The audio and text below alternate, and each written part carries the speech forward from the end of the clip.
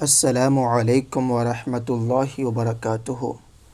قال رسول اللہ صلی اللہ تعالی علیہ وسلم التحدث بنعمت اللہ شکر وترکها کفر۔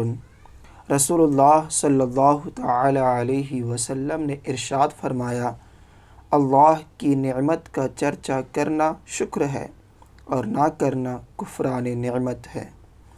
محترم ناظرین، سامعین، اس میں شک نہیں کہ صاحب لولاک صلی اللہ تعالی علیہ وسلم کا پیدا ہونا اور تشریف لانا اللہ کی نعمتوں میں سے ایک بڑی نعمت ہے کہ آپ رحمت للعالمین ہیں، اور آپ کی شان کی بلندی ہی سے امت کی شان بلند ہوئی۔ آپ کے سبب جو منافع و فوائد حاصل ہوئے شمار سے باہر ہے۔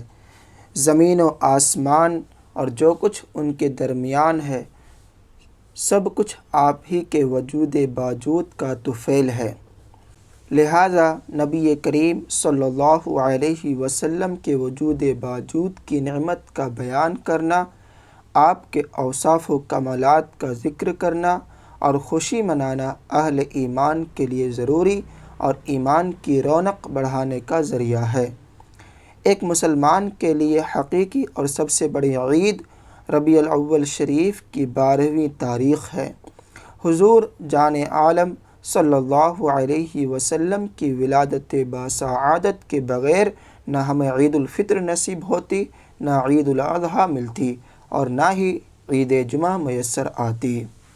تو محترم ناظرین، سامعین، ہم مسلمانوں کو چاہیے کہ نبی کی آمد کا چرچا خوب کریں اور خوب جشن منائیں۔